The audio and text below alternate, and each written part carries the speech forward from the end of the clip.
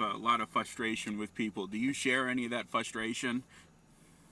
Yes, I've been frustrated through this process. I think it could have been handled cleaner, in a more transparent manner, and make sure that there should have been a endgame before we started down this road. Cincinnati City Council Member Jeff Cramerding is the first to publicly raise concerns over how this has been handled. Thursday, Theetge met with the city manager. Long says they discussed departmental matters and the talks were productive, but hasn't said anything since. Talked with the head of the police union saying last night the angst and uncertainty officers are feeling because they don't know who's in charge. What do you say to officers that are raising those concerns?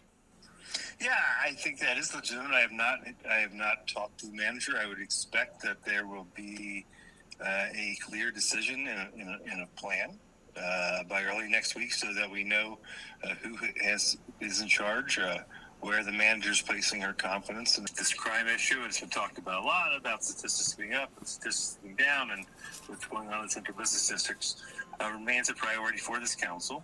And for it to be a priority, we know that changes have to be made. I grew up with siblings, and if we did anything wrong, I know what it's like when you have to go in the corner and get your story straight before you go to mom and dad.